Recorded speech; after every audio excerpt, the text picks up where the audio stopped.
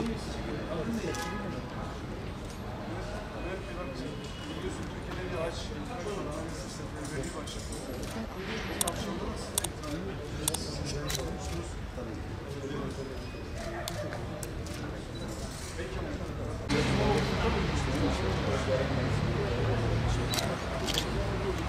bayanlara da verelim ya. Gel. Gel sana da verelim. Heh. Bayandan da rica edelim.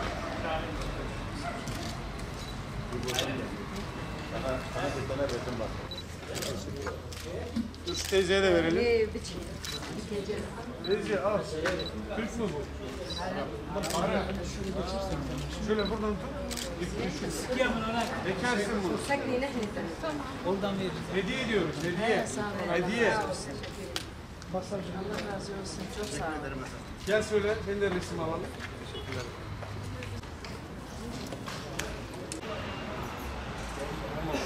Sayın Cumhurbaşkanımızın talimatları doğrultusunda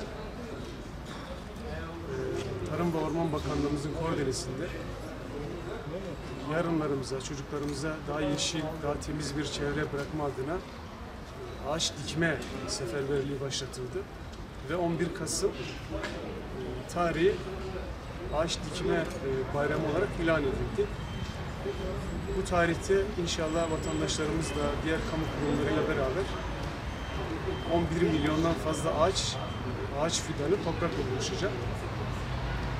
Biz Adalet Bakanlığı Denetimli Serbestlik Şube Müdürlüğü olarak toplum yararına olan, toplumla iç içe olan bu projelerde, kampanyalarda sürekli bulunuyoruz.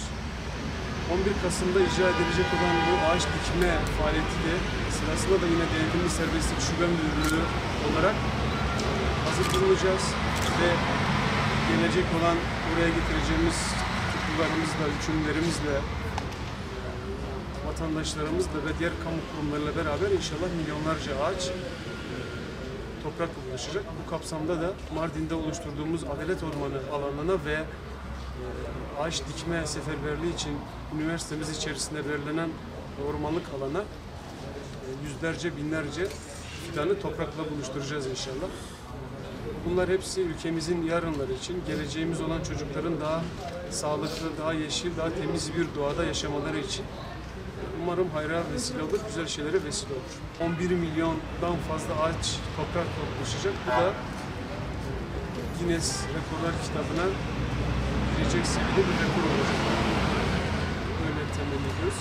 Ve bundan sonraki yıllarda da bu bir kalıcı hale getirilip bu etkinlikler inşallah devam edilecek.